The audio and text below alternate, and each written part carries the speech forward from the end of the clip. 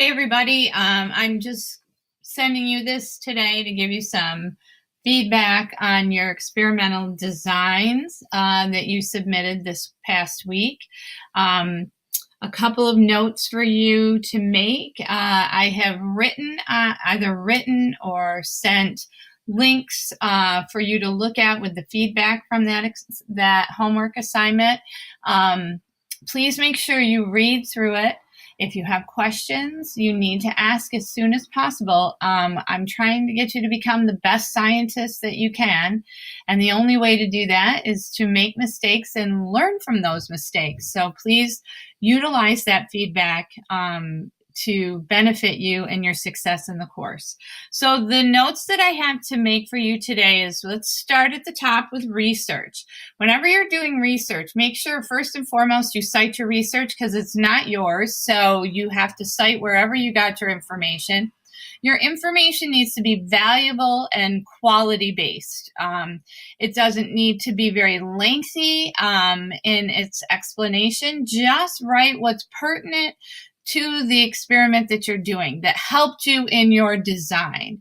When you're doing your research also, you should begin to see a lot of vocabulary terms that are prevalent. So you should make a list of those terms and make sure you're using those terms, especially when you're writing your conclusion. The next piece is the hypothesis. So the first thing you should have done was come up with a problem, and ours had to do with the effects of exercise on our heart rate. So you devised your problem, and then based on your problem, you then determine your independent and dependent variables. The independent is what you manipulate. The dependent is the data that you collect. Once you've done that, you're going to then do your hypothesis. So, I did have it in an order on the document that you were filling out, but that really is the correct order in creating an experiment that has value and is going to work out properly. So your hypothesis, first and foremost, it is an educated guess, and I'm sure you've learned that through your entire educational career, but it has to be very specific. You have to make a choice. You can't be real wishy-washy on your decision of what you're going to do. So for example, if your problem was, what are the effects of running different distances on my heart rate? Okay, so my independent variable is, I had to use the four levels, different distances. So maybe I did 100 meter, 200 meter, 300 meter, and 400 meter. At the end of each time, I'm measuring my heart rate. So there's my dependent variable is the measurement of my heart rate. My independent variable is the distances that I run. I can add in here now controls. Controls are things or constants that you have to keep constant, okay? So I'm going to control the age group. I'm going to control whether it is girls or boys. You're going to control athleticism. You're not going to take somebody that is not very athletic and compare them to somebody that is, because then that's outside of the realm of your levels or your independent variable. It's going to greatly affect that.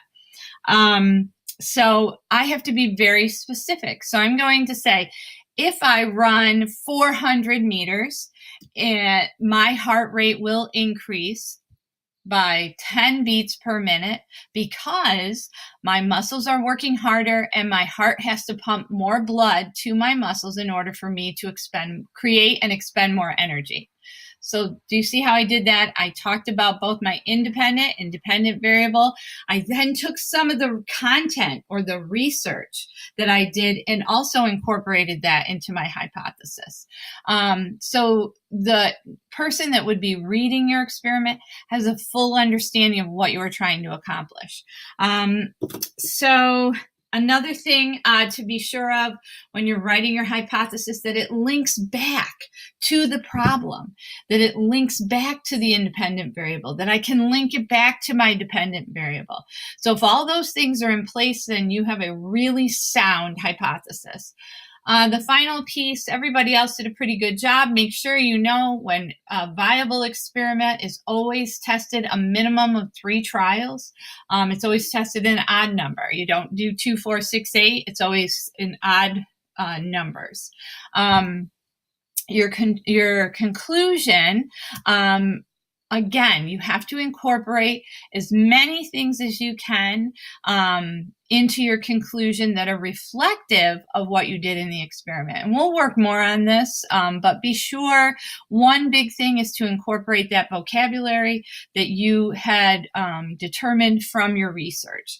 I hope that was helpful. If you have any questions, again, please make sure you email me. I've also put into this announcement another video just to help. Some people didn't have a really good understanding of independent variables in the 4 levels. So that kind of takes you through that and helps to give you a better understanding. Make sure you email me if you have any questions. Enjoy the rest of your summer.